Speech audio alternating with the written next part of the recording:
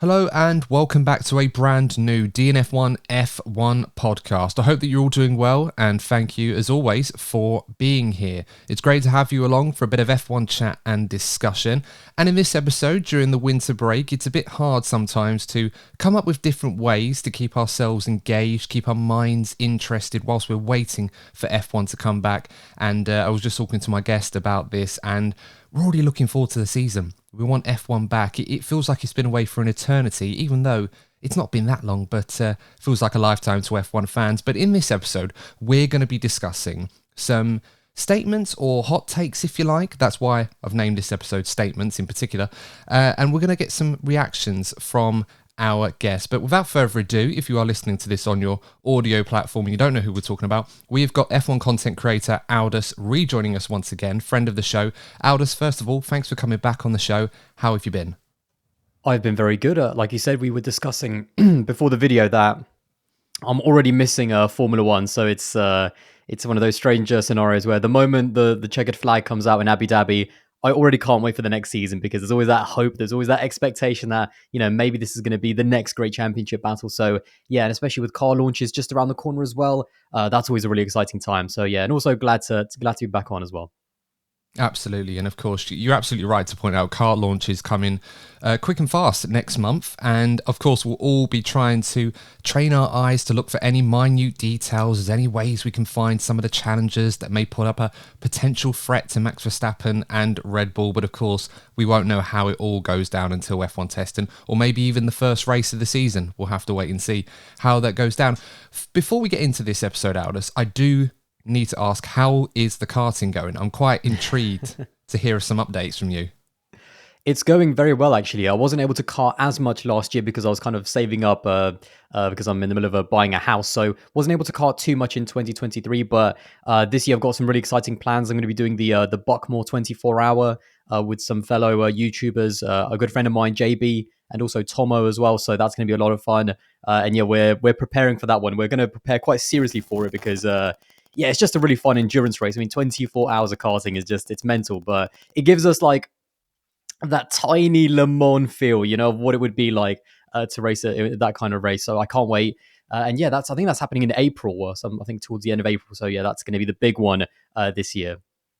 Is that going to be on YouTube to watch back, or is that just a private function? No. So that's going to be, it's actually streamed on a channel called Alpha Live. So the entire 24 hours, it's absolutely amazing what those guys do. They have a commentary team at the track at Buckmore. So yeah, it's the entire race is going to be streamed.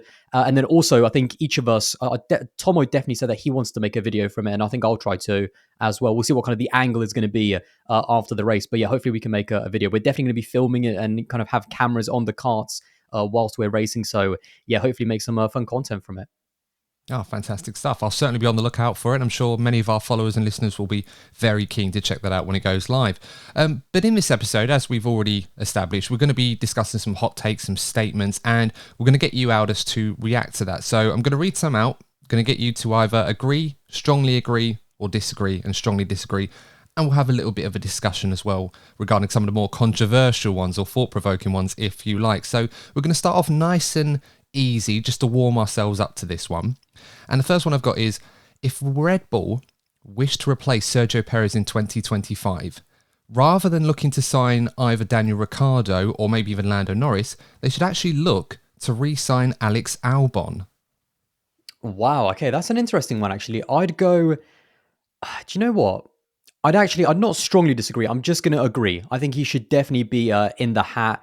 I don't think he should be the favorite because I think for Alex, it would be a bit of a strange one coming back into there because he's done a lot to he's done a lot, and it's incredible to see how he's repaired his reputation. It's not always easy after you've been beaten by Max Verstappen. And let's be honest, dropped out of Formula One. I mean, Alex missed 2021, and what he's done over the past 2 years to kind of, repair his reputation.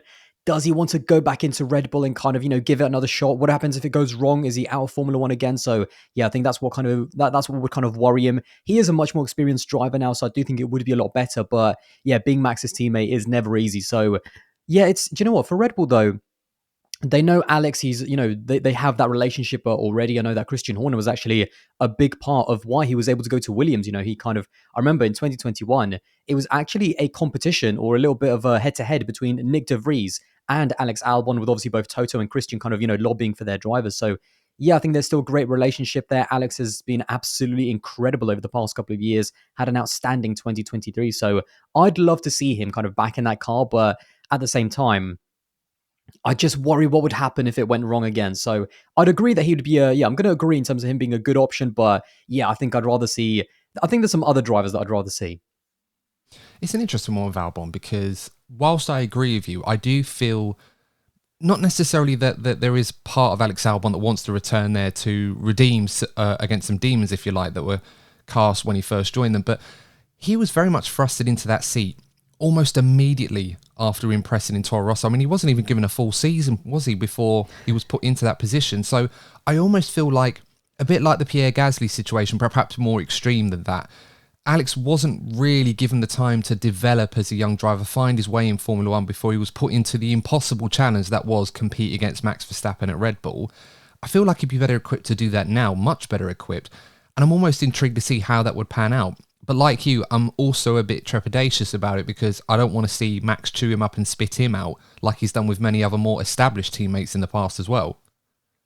I think that's the difficulty though with Red Bull, because I think like Sergio Perez has actually had a pretty decent tenure at Red Bull. When you look at how quickly they were chopping and changing drivers, the fact that he's been there, since I think it's going to be his fourth year, isn't it, in 2024? So he's had a decent amount of longevity there, and ultimately Red Bull is just one of those teams that just churns through drivers because when you're trying to find the next Max Verstappen, or at least someone that can at least try to get near him, it's not easy because Max is such a great driver, and especially in that environment and in that car, the way he's just able to kind of drive those Red Bulls and the RB19. It's not necessarily like it's built around him, but it's definitely, he's able to get the most out of it in terms of how it's designed. So it's very tricky. He has a very specific style, and clearly that Red Bull is also suited to having a specific driver. So it's a difficult one. It's a difficult challenge for any driver that goes in, and I think Red Bull are going to have a tricky task trying to find basically anyone to not, forget about matching Max, but just doing a good enough job, because whilst they had the comfort of the car advantage, and it kind of meant that Sergio Perez, it was it didn't really matter what Sergio did, because Max, won the drivers by himself and won the constructors by himself as well. If the other teams do get closer, there is going to be more pressure on Checo and more pressure on Red Bull to find a second driver who can do a good enough job for them to still win the constructors. So I look forward to seeing, I think Sergio definitely goes into the season as the driver most under pressure, but I am looking forward to seeing what options Red Bull kind of consider for 2025. Before we move on to the next statement, I'm keen to ask just a blunt point, really. Is Max Verstappen now the most intimidating teammate to have in Formula One? It's a tricky one because I'm sure, when you look at what the likes of, Fernando Alonso, for example, what he's done to Lance Stroll, and kind of took over that team, I think just where the car performance is, and especially that team, how it's built around Max, he probably is the most intimidating teammate at the moment, but I don't think that, we saw in 2021 that there are drivers that can go up against Max.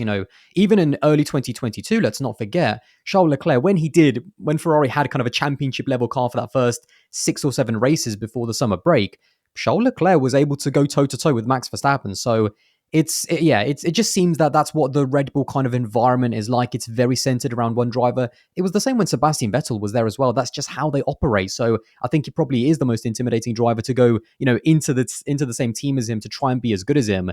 But in terms of challenging for a championship, I think we have so much talent that, if they are given the machinery, I think the likes of, again, Leclerc, Hamilton, Lando Norris, I think all of them could easily, put up a fight and potentially even beat Max in the championship. And again, I think, we've seen Lewis kind of do it. Obviously, we know how 2021 ended, but I am looking forward to seeing the likes of Lando Norris and Charles Leclerc, who haven't had that chance yet over the course of a full season, potentially be able to beat Max. I think that's what we're all kind of hoping to see, more competition. Yeah, absolutely agree. Now that we're warmed up, let's move on to a little bit more of a thought-provoking one. If Max Verstappen continues to dominate F1 in 2024 and 2025, he will end his contract early and retire from Formula One. Oh, do you know what? I'm gonna go disagree. I'm not gonna go strongly disagree, because I do think I think he's contracted until the end of 2028 or something. I forget now. I think he's gonna run that contract out. I don't think he's gonna kind of go early, but there's a lot for Max. There's a lot of things outside of the actual racing that I think he hates. He doesn't like the way the calendar is going. He doesn't like the more races, the sprint races, the media stuff. There's a lot of things that frustrate him. He's almost like a Kimi Räikkönen a little bit, where if they just got to the track in their cars, straight to the race, and then straight back home afterwards, that they probably that's their preferred way of racing. So I think, but it all matters on that performance. I think if your car is good enough and you keep winning championships and races, how can you turn that away? Especially, if you're such a competitive animal like we know Max is. I think if that performance starts dropping and he feels the motivation, because he loves the racing side, but I think he hates the outside kind of stuff, especially if the racing kind of drops down to the point where it's not even worth it for him to, he's won everything that you need to win. I mean, he's a multiple world champion, record breaker, all the rest of it. He's a legacy driver. What more does he need to prove, really? So I think it's just once that motivation perhaps wanes, we know that I think he potentially wants to race maybe in IndyCar or the Le Mans 24 Hours. So he wants to race in these other series. And if that desire to race in other series kind of starts to overtake Formula One because he's achieved everything and he doesn't want to deal with the outside stuff anymore, I think that's when potentially he might retire early. Because we forget he's been in the sport for a very long time. Despite the fact that he's still in his 20s, he started racing when he was 17. So it's the timeline isn't quite, compared to other drivers who have had quite long careers, the timeline is a little bit different for Max because he's already a massively experienced driver. I mean, do you think if we get into a situation like that, the only thing that could potentially keep him in the sport is the prospect of eclipsing all of the records? Because we were in a similar situation in 2021 with Lewis Hamilton. And of course, we all know what went down at the end of that season. But at the time, Lewis was on the cusp of winning his 8th World Championship. And for me, I'm absolutely 100% still convinced that if Lewis did do that, he would have walked away from the sport then and there because he's achieved everything. There's nothing else to keep him in the sport. Even the allure of new competition from new regulations probably wouldn't have been enough to entice him at the time. That's why obviously his contract talks went on as long as they did. In Max Verstappen's case, it's 2028 or the end of, I believe, as you mentioned, that his contract runs out. By which time, if he wins the World Championship every season until then, he would have won 8 world titles. He would assumably won all of the races he needed to eclipse not only Michael Schumacher, but Lewis Hamilton's race wins record and possibly pole positions as well, although that one, not sure if you care that much about. So in theory, he would have everything he'd need to have achieved to then say, I'm going to walk away from the sport. Do you think the allure of potentially breaking all of the records might be the only carrot he needs to keep him around, at least until the end of his current contract? Do you know what? I actually don't, because the more I listen to him, I really don't think, and I think most drivers are like this, I don't think he's chasing records. I feel like he's chasing happiness in life more than anything.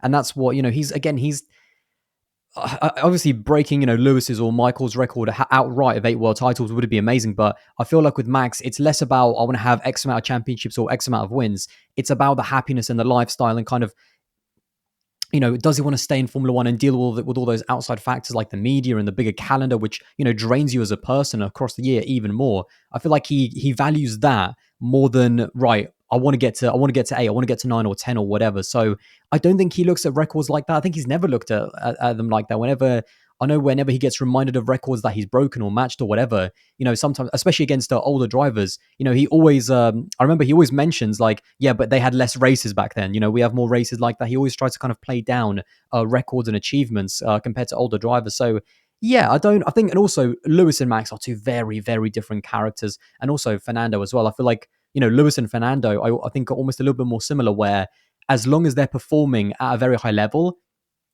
I think they will stay in Formula One for as long as they can. Whilst with Max, I don't really see him racing into his 40s at all. Again, partly because of how early he started. So yeah, I wouldn't really say that records matter to him. I think he's a very different personality to the likes of Lewis and Fernando. Yeah, very interesting. But guys, let us know if you're listening to this on YouTube. You want to let us know your thoughts on these statements that we've put out and some reaction to some of our answers, then please do let us know. I'd be keen to know what you guys think. Let's move on to a bit of a sideways one, but I think one that does trigger a little bit of thought. The 2023 Mercedes, the W14 for the experts, was actually a bigger flop than the fabled W13 that preceded it a year before. Wow, okay. So wait, this is the 2023. Okay, compared to the 2022. To be Yes. honest, I mean, I might actually have to. I think we're going to actually disagree on that. But again, not strongly, just a little bit. I'm kind of 50-50 on that because I think going into the 2022 regs, it wasn't Mercedes. I think what's important to remember is that Mercedes weren't just a one-trick pony. I mean, they started the hybrid era very well because of their incredible power unit, but let's not forget there was a major rule change in 2017, and rule changes are brought about to kind of end dominance. We've seen that in the past many times, and they managed to keep winning into 2017 when there was a wing change and a quite a big aero change. In 2019, they still, built the best car. Then moving into 2021, when they were massively, let's be honest, the 2021 kind of aero changes were designed to kind of peg Mercedes back a little bit after their dominant 2020. It was no surprise that it was Aston Martin and Mercedes that were the two most affected by the 21 change, but they still had a very good car because of it. So I think we had this expectation of Mercedes being able to nail rule changes. And the fact that maybe not even win, the fact that they didn't win the championship maybe isn't a massive surprise in 2022, but to only win one race, to be slower than Red Bull, to be slower than Ferrari, and to have the problems that they did with the porpoising that they didn't see coming and didn't even know about until they happened. I think that car, the 2022 car, is still perhaps a bigger disappointment, even though 2023 was like, I think they got fooled by Sao Paulo. They got fooled by that win in Brazil with Russell. And they thought, right, actually this concept does work. We just need a year to evolve it. And they basically, they've obviously wasted an entire season, the entire 2023 season. And finally at the beginning, or, a third of the way into the season, they were like, yeah, we need to bin this off right now. So I still think that the W13 in 2022 was perhaps a bigger disappointment. But this car it's again, I think both Ferrari and Mercedes just wasted an entire year in 2023, trying to carry over failing concepts into their second seasons. And obviously we know now that they've binned them off entirely and are going to go with brand new concepts, maybe a little bit more towards Red Bull. We'll see for 2024. So yeah, it's close for me, but I still think the 2022 car was a bigger disappointment off the back of Mercedes being being able to win races and championships over different regulation periods. Yeah, I mean, that win in Sao Paulo, that brilliant weekend for George Russell, he won both the main and the sprint race, whilst in isolation was a highlight in a very dismal season. It was a 1-2 as well, let's not forget. Yes, of course it was. Yeah, absolutely right to point that out. And it proved to be very misleading to Mercedes. So I think, yes, some people can make the argument about the race win being, automatically make it better than the car that followed. But no, I agree. I think for the reasons we've just mentioned, and it just makes me feel that, yeah, I think Mercedes are going to learn a lot more from what they've had this season than they did previous year. I mean, proof is in the pudding in that regard. On the subject of Mercedes, let's do the next one. If the W15, this season's car, turns out to be just as bad as the W14 and the W13, relative to the competition, of course, Toto Wolff's position as team principal should be under scrutiny. I mean, I would strongly disagree on that. Well, first of all, he's a third owner, so his boss is him. Unless for some reason Mercedes and Ineos. So in terms of the Mercedes Formula One team, 33% of it is owned by Toto. The other 33% is owned by Mercedes, and the last third is owned by Ineos, which is, you can see the sponsor on the roll hoop. So him and Christian Horner, I think, are the only two team principals who are also like either CEOs or owners of the team as well. So I don't think his position, I don't really see if that car is just as disappointing, Toto has still had a huge amount of success. So I don't see the Ineos or Mercedes board saying that, actually, even though you own 33% of this team, we kind of want for you to step down. Honestly, I think he would have to fail for another 5 or 6 years before we get into that territory. So, yeah, I think the fact that he's kind of the actual owner of the team, or part owner, I don't really see that as happening. It's a tough one, because you're absolutely right. For all the reasons you just mentioned, it's not going to happen. But obviously, a lot of people on social media that are going to grow increasingly frustrated, and this is mostly the minority of fans that have come into the sport, supporting Mercedes, been used to their success, have never seen Mercedes in a position where they're second guessing themselves on car development, or they're struggling to produce something, or even if they have got a car capable of winning, they're not delivering on that, which is very unlike Mercedes. So the arguments that come from that, understandable that there's frustration and they want to be back to winning ways very, very quickly. But F1 is not like that. It's not like football, for example, where you Yeah. can have a great summer, sign a bunch of players, and all of a sudden you're competing for a title. Or even that F1 doesn't manager really work bounce that back. way. We know, obviously, if you watch Yeah. football, again, if you're about to be relegated or something, midway through the season, whatever, clubs usually sack their managers and there's that bounce back, straight away of a brand new manager, some new energy, a new voice in the dressing room. Formula One is not like that. There's, at the end of the day, it's your engineers and there's lead times as well, to develop a part, to put it on the car, to make it faster, to change your team's trajectory. It takes weeks and weeks, and that's quite quick in Formula One terms in terms of designing, manufacturing, then getting a part onto the car. So yeah, I think changing a team principal would not really. Again, he's got too much credit in the bank in terms of both being an owner and also the success that he's had over the last decade. So I think we'd have to see before his position becomes untenable. I think we'd have to see like 5 or 6 years of mediocrity to a level that we've never seen really from Mercedes. Yeah, there's no such thing as a big Sam Allardyce or Sean Dyche in F1. Unfortunately, it doesn't quite have that effect. But I mean, they're set to entertain the scenario Toto Wolff decides, you know what, I need to move upstairs and move on to other things. I've had my time. I want to put a natural successor into there to try and fix things. This kind of leads into my next statement. James Vowles should be the successor to Toto Wolff. That's a really difficult one because, I mean, I don't. I'm gonna go strongly disagree actually on that one because I feel like he's doing such a good job at Williams, and that appointment came out of nowhere. Of course, it happened almost a year ago. I remember it was after the new year, but before kind of the launch of the car, so it was quite late into the, let's say, 2023 development cycle before the car obviously was unlaunched. So yeah, James Vowles kind of came out of nowhere. I mean, I don't think anyone really saw that coming, of him becoming the team principal. I think he's building such good roots at Williams. He's building such good credit as well. For him to then jump straight back to Mercedes, it just looks a little bit strange. I know those rumors I have actually heard those rumors in terms of potentially once Toto leaves, James Vowles, he's getting that kind of experience at Williams and then going to potentially step up to Mercedes. I'm not saying that I can't see it happening because I definitely can in 4 or 5 years, but I just think that James Vowles is now building something at Williams, and I think he's going to want to see it through. I'm not saying he's going to win a championship there with in 5 or 10 years, but just getting Williams back to a podium contender, I think would be amazing. So yeah, I mean, potentially, unless he achieves his goals at Williams and actually makes them race winners in 5 or 6 years and kind of achieves his goals or in terms of what Williams won and then moves to Mercedes, maybe. But, to jump ship early, if they're still kind of in the midfield, I think it would be a bit of a strange look. It would I think a lot of people would kind of see it as, oh, you used Williams as a bit of a stepping stone, which I'm not saying is right or wrong, but it would just be a bit of a strange look. And then, jumping back to the team that, you kind of left 5 or 6 years ago. Yeah, I mean, it'd be interesting to see how James gets on at Williams. I mean, he had a very successful first season, and obviously there's a lot going on. We often hear about CapEx and everything else going on at Williams, which obviously we know that means that they're improving the infrastructure there. It's going to be a much stronger outfit than it was when he joined. But at the same time, I think what's made Mercedes and Red Bull so great when you talk about Christian and Toto, those are two bosses that, and I call them bosses rather than just team principals, because as you rightly pointed out, one's an owner, the other one's a CEO. It's a rather unique position, but because of that, it allows them to delegate the expertise and the responsibility to people that are experts in their field, to be able to deal with all the main issues, to save them the trouble of having to be directly involved or even micromanage to a large degree, which we see in so many F1 teams, Ferrari being a prime example of that, to their own detriment.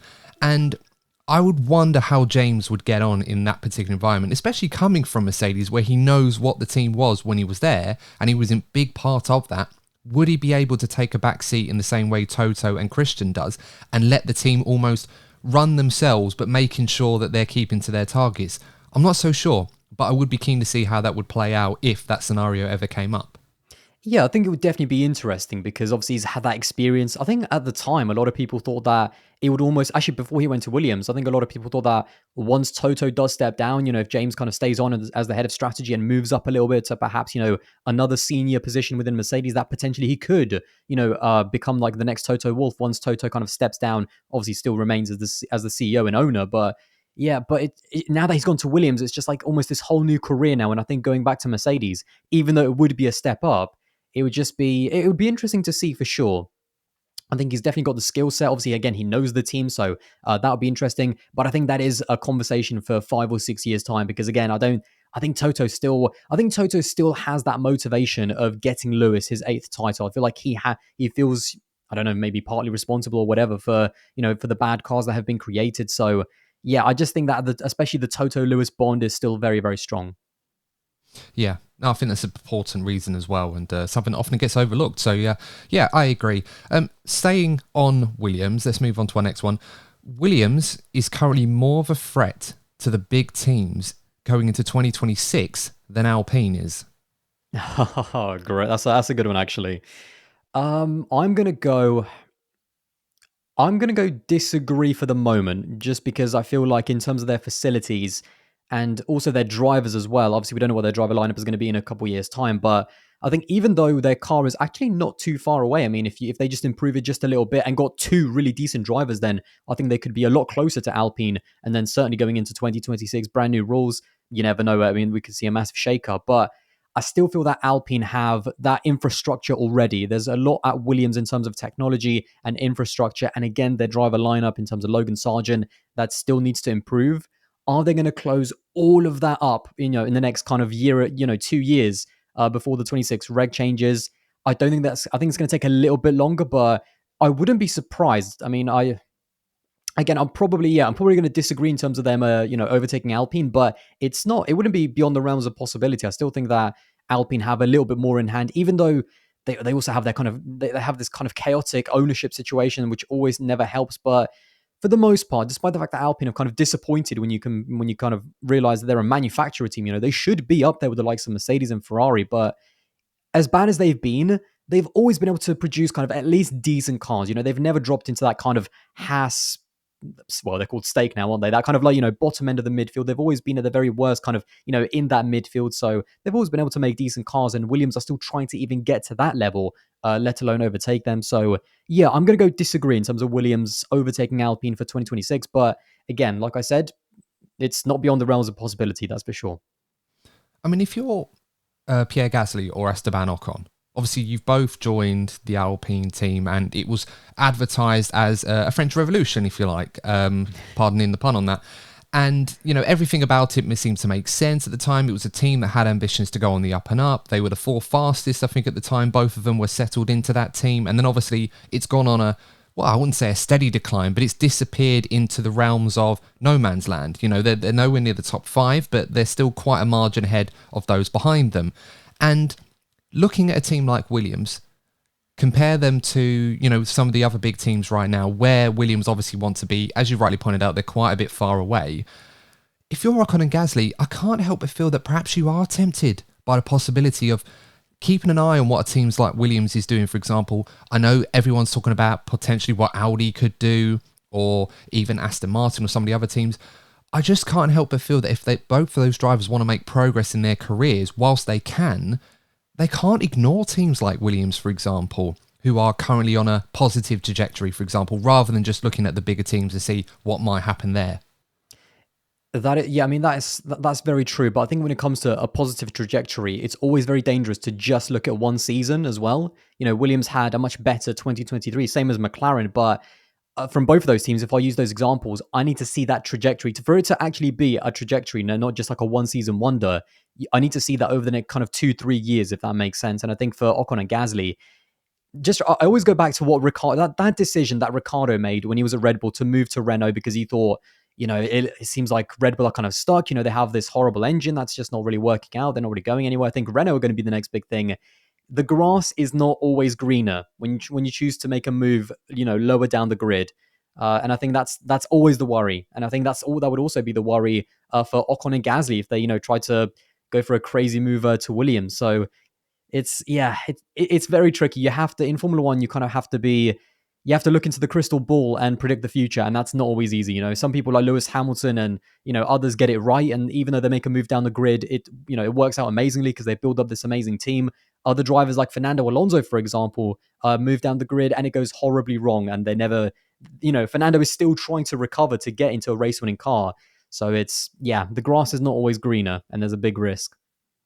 Yeah, I mean, looking back at the time, I remember when he made that decision, and I often wondered to myself, I don't know if that's the right move. I understood why he did it, but moving to Renault, not sure if that was the right move to make. Even looking back now, it seems even more ludicrous.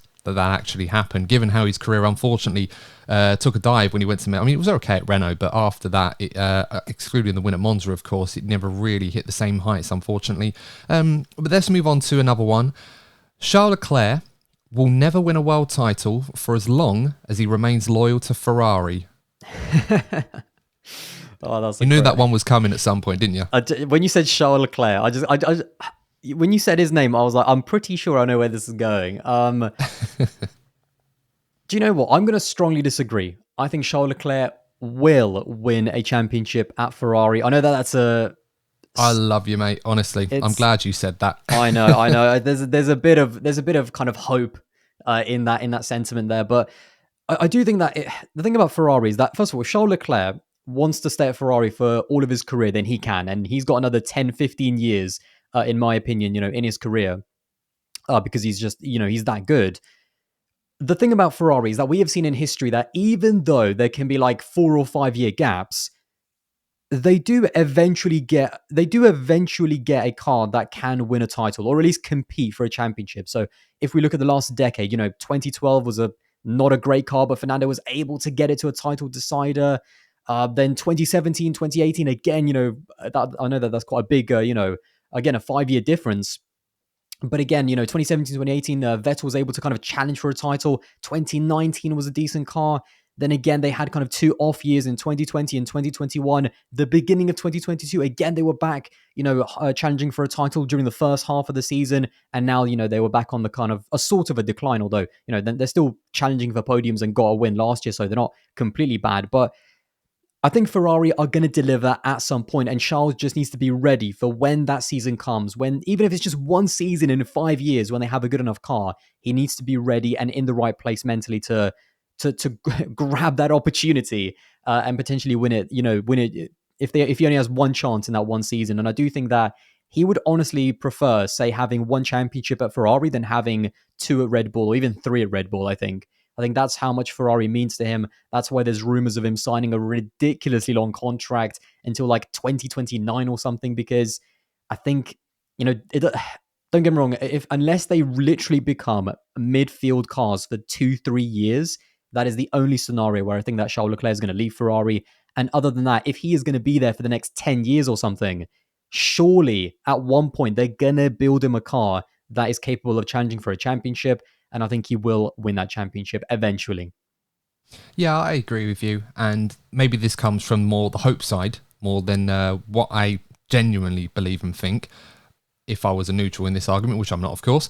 But that being said, I do feel that if he has indeed signed a new ridiculously long-term deal with Ferrari, I do think he kind of, well, not owes them this loyalty for this particular one, but I do feel that even though it's been a year and a lot has changed at Ferrari under Fred Vasseur, I do feel that the team is on the right path. As I said in the previous episode, they're not exactly a prancing horse, but there's a nice trot going on there. And they're just skipping along at the moment. Yeah. It's not quite, it's not quite prancing, but they're on the way. They're on the way, and that gives me hope, not necessarily in the short term, but I think when we get to a point when 2026 comes around, if that indeed is the next best chance Ferrari have of winning a world championship, like it was in 2022. 2022, we saw a Charles Leclerc who was much more competitive, he was very quick, he was great, but there were still mistakes there.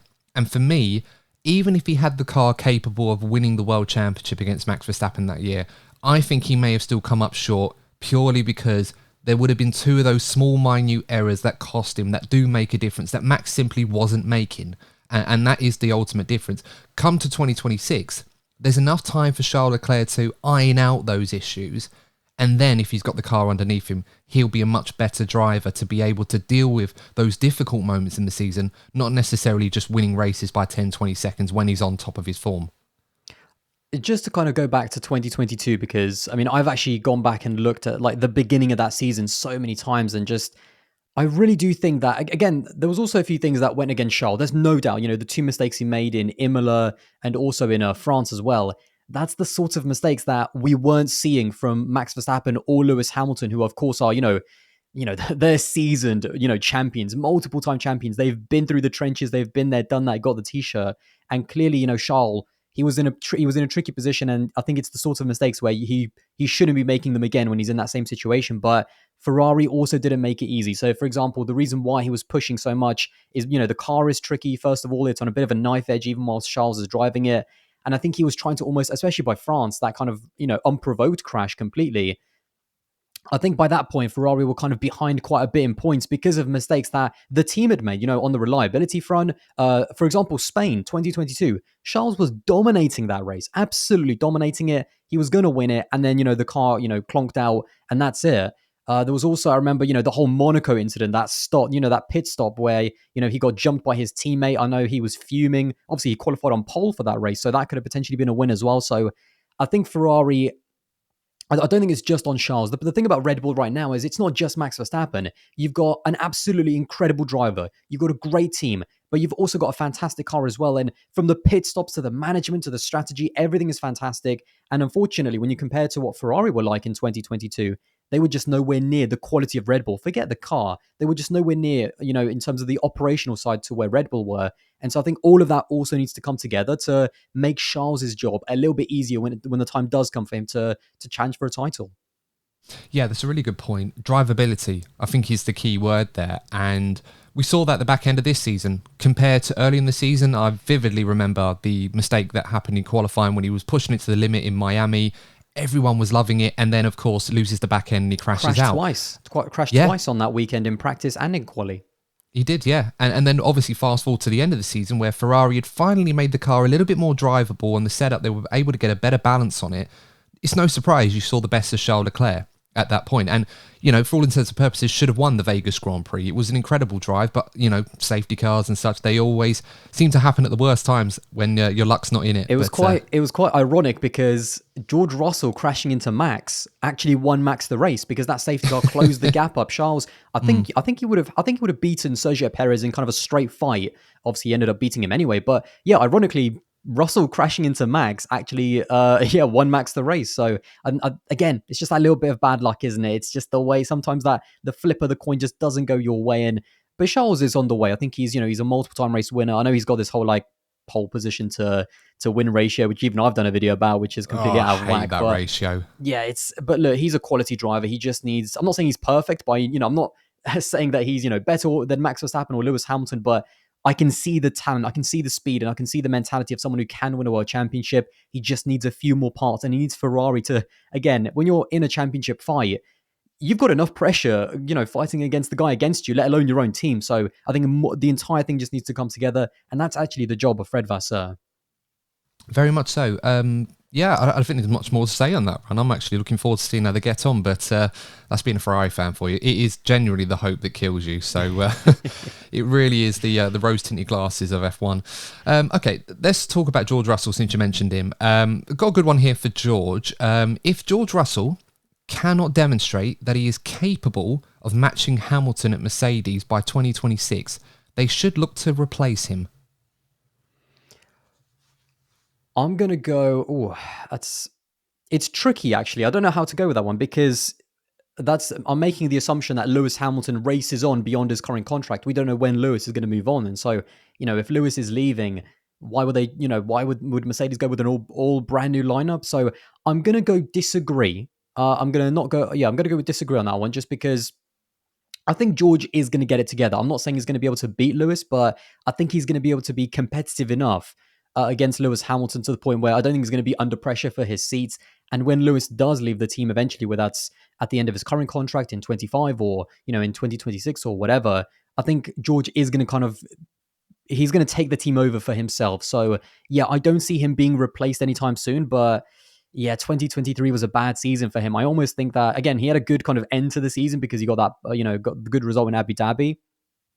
But other than that, he got obviously that podium.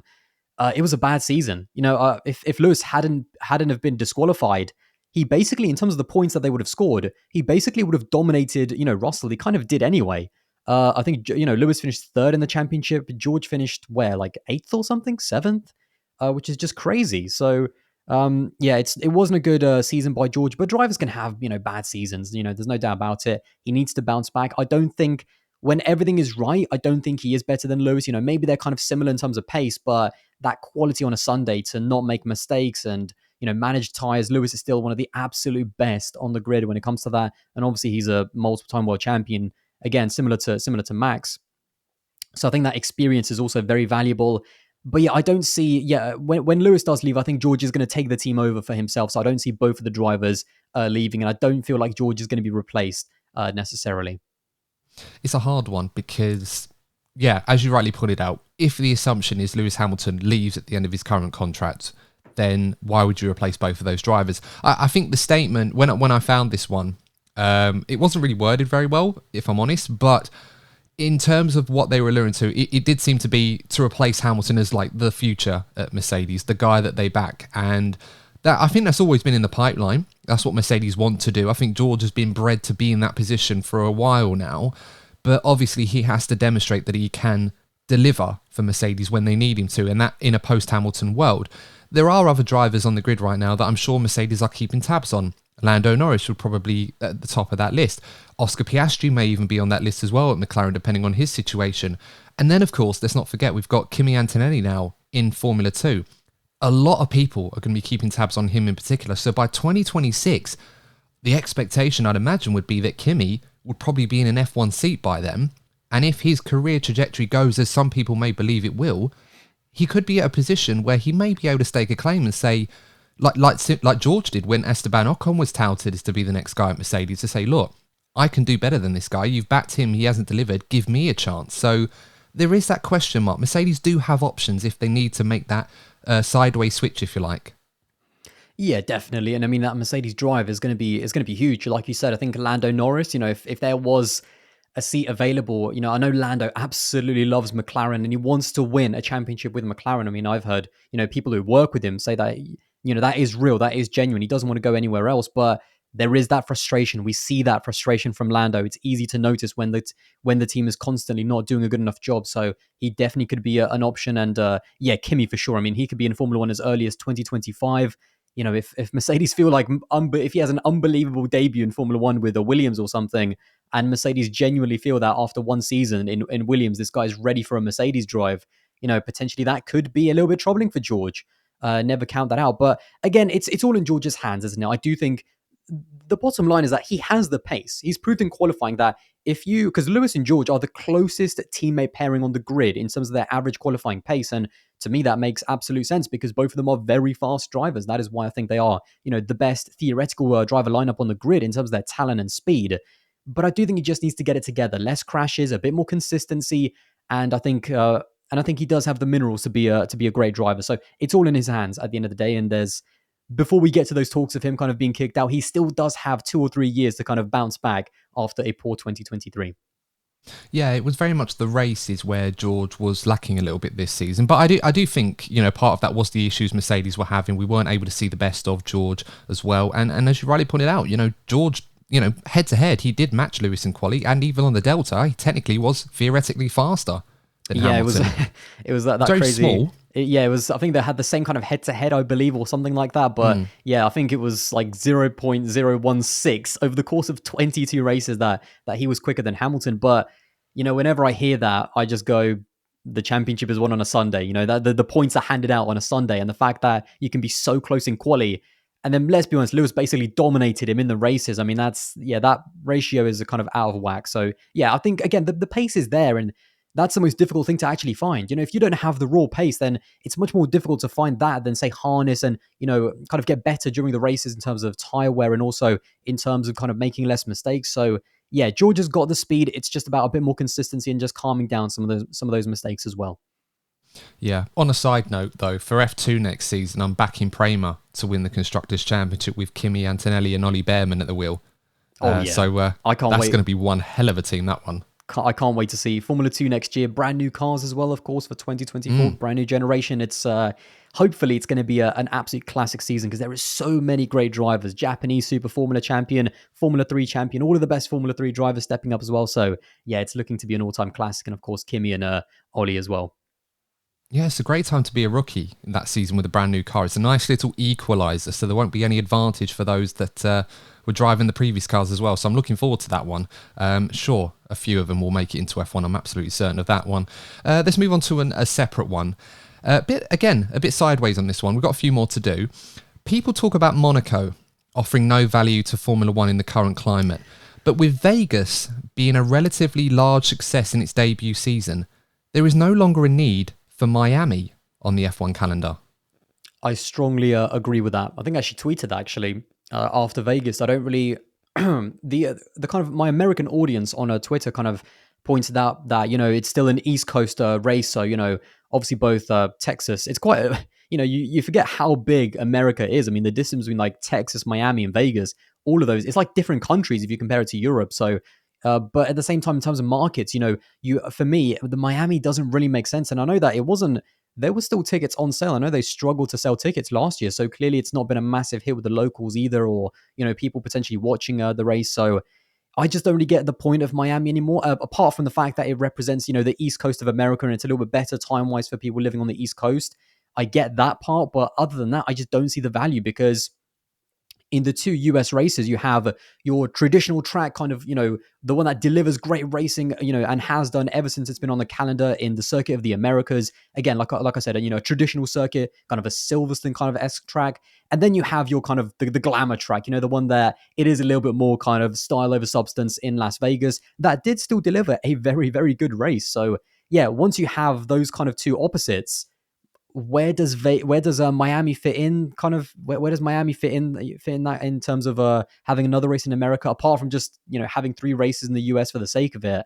I don't really get the point of Miami, and I don't think the track is that good either. I don't think the drivers will enjoy it that much. I don't think it's delivered that good racing. So yeah, I don't think it's going to be on the calendar for that long. I don't really see the point of it. No, I absolutely agree. And I think what we saw in Vegas was all of the charm and all of the gimmicks that you could associate with Miami. Vegas did that, but took it to a completely different level that we expected Vegas to do. So it almost makes me feel, yeah, what is the point of having Miami on the calendar? I get from a marquee or a market perspective, have more races in America. I get that. But as you rightly pointed out, if you're still struggling to sell tickets for it's only its second race in F1, then I don't know. I don't really know what much else to say. I mean, we're not waxing lyrical about the race itself. The only reason why I remember the Miami race vividly is because Max started on the alternate strategy so far down and he comfortably beat his teammate, and that was the turning point in that championship fight. They never looked back from that. So I can't remember many other details of that race. Yeah, I mean, I don't really have. Yeah, I mean, you've kind of summarized it perfectly. That was the only thing memorable about that race, to be honest, was just I think Max started just outside of the top 10 or maybe in 10th or something. Won the race and overtook Sergio Perez. So apart from that, it wasn't that good of a race. And so yeah, and that's the problem when you don't kind of make sense compared to the other US races, when you don't have the history, when the track isn't that great, when the racing isn't that great. I mean, what does Miami have apart from being on the East Coast in Miami? So yeah, a location alone can't justify you being on the calendar. Yeah, absolutely. A couple more fun ones to do before we sign off. Drivers should be limited to only one helmet design change per season. It seems now there are helmet livery changes every other race, and a driver's crash helmet was once like his signature. I would strongly disagree on that, just because I feel like the helmet for a driver, same for karting, I suppose. It's amazing to see like some of the helmets in karting. It's one of the very, very, very, very, very few things that you can do in motorsport that's personal to yourself. And I would disagree on that, because there are drivers who basically keep almost the entire, like they only have like maybe 2 or 3 or 4 special helmets a year. Some people like Lando Norris change it every 3 or 4 races, and he has loads of, and he takes personal pride in changing and having different designs. Some drivers, like, I mean, Kevin Magnussen is one of them. He basically keeps his helmet quite similar, throughout the entire season. So you kind of pick when you choose, in terms of some drivers. So that kind of criticism, you can pick and choose which driver you think changes the helmet too much or doesn't change it enough or whatever. So to me, it's not a massive problem. And also with the Halo now, it's not. I mean, you can barely even see the helmet if we're being honest. So it's one of those things that's such a non-issue. I remember actually, at the beginning of the hybrid era, there was actually a rule. I remember around 2016, 14, and 17, where drivers weren't allowed to change their helmets that much. I remember, I think it was Lewis Hamilton's and Daniil Kvyat's helmets were actually banned because they didn't look enough like the ones that they normally wear. And that rule was actually tweaked, so it was a lot more open. We know, obviously, again, people like Lando have helmets that look nothing like their actual design now, and I kind of prefer that. It was such a strange rule, to ban helmet designs because they don't look similar. Especially, like I said, now they can't see them. So yeah, it gives drivers an artistic outlet. It gives the fans also a little bit more engagement. I know that with his quadrant helmet in Singapore, Lando, they actually took some designs from fans and added it to his helmet. So, for me, it's such a non-issue, and I strongly disagree. I think drivers should be able to change. If you want to have a different helmet every single race, I remember Sebastian Vettel used to do that when he was at Red Bull, like literally a different helmet every single race. Then yeah, go for it.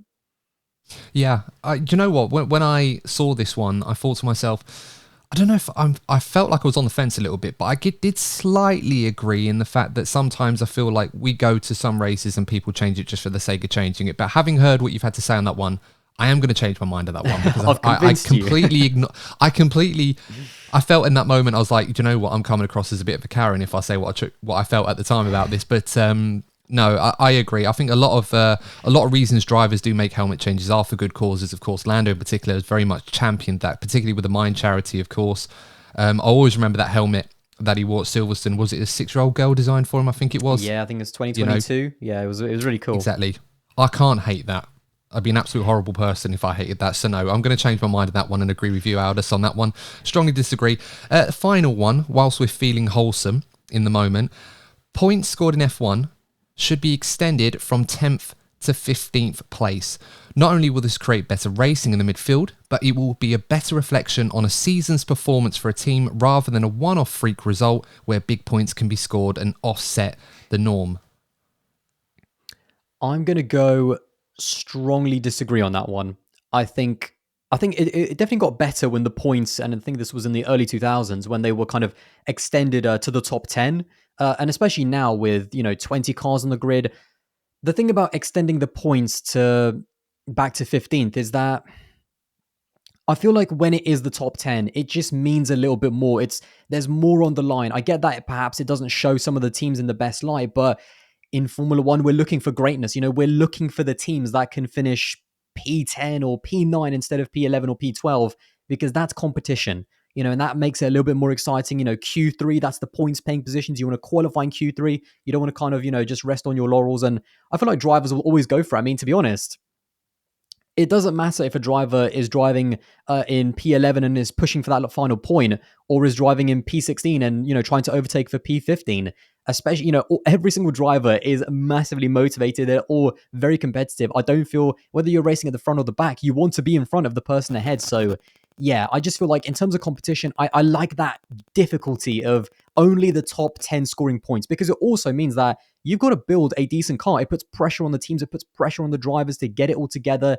It's much better than when it was, I remember in the 90s or something, it was only the top 6 that scored points. So, if you had 3 good teams, again, say Ferrari, Mercedes, Red Bull, if all of the cars finished, then only they would ever score points. So I think it's much better now that it's the top 10. But yeah, extending it further back with only 20 cars at the moment, I think half the grid scoring points every single race is about right, in my opinion. Yeah, I looked at this one and I thought, I don't know if I get the logic, I really do, especially when we're talking about freak results offsetting the performance of a season, which of course we love them. We love a crazy race, and we love to see someone like Esteban Ocon when he won at Hungary a couple of years ago, or yeah. George Russell. Okay, George Russell in Belgium was a bit different, but I'm sure he would have got some big points if that race actually went ahead rather than the P2 he got for qualifying. But and stuff it like that balances out over 22 races, as well. No, you're absolutely right. But yeah, I'm not sure if I'd extend it to 15th. I think I'd go as far as 12 if I was at a push, but I think the one reason why I'd be hesitant to do that, and where I kind of agree with you on this one, is the gulf between the fastest and the slowest cars, the field spread, if you like, is as small as it's ever been in F1. Yeah. And people often ignore that because of how much Max Verstappen is dominating at the moment in F1. But if he was as fast as, say, what the next fastest car was, and you closed that field spread, you took that second to last, if you like, it's so tight. So I almost feel like you don't need to extend the points now, because there is a realistic chance for everybody in the field to score points every single race now. It's not just the top 10 teams are always going to monopolise the points for themselves, and everyone else will rely on a Jules Bianchi in Monaco back in 2014, was it, or something like that? That kind of drive to get some points. So, yeah, I think that's a nice way to finish off. And I thought that was pretty fun, actually. I enjoyed that. Guys, of course, let me know your thoughts on those particular statements. Do you agree with our thoughts on that, or do you have your own suggestions? Do let us know. Of course, Aldas, have you got any more content to plug at this point in time that's coming our way for those of you that are interested?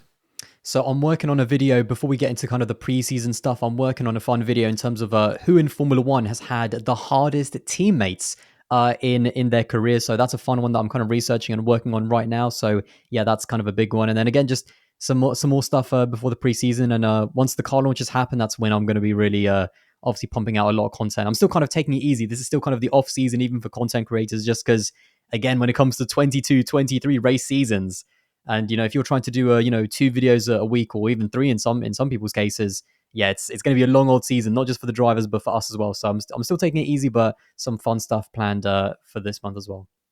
I don't know how you guys do it, honestly. I mean, I had to go at trying to edit some videos myself, and obviously I'm not as skilled or talented, but the time you have to do is absolutely crazy. I mean, getting 2 podcasts out a week is a challenge enough for me on that. So more power to you on that one, but I'm looking forward to that. That's going to be quite an interesting topic. I've always wondered myself who are the toughest teammates to have, so it'd be quite interesting to check that one out. But of course, you can follow Aldas on all his social platforms, and we'll plug those on the show notes. But until next time, guys, we'll have to bid you adieu. But until then, take care, stay safe as always, and we'll see you in the next episode of the DNF1 F1 podcast. And remember, as always, if you're not first, you're probably DNF1.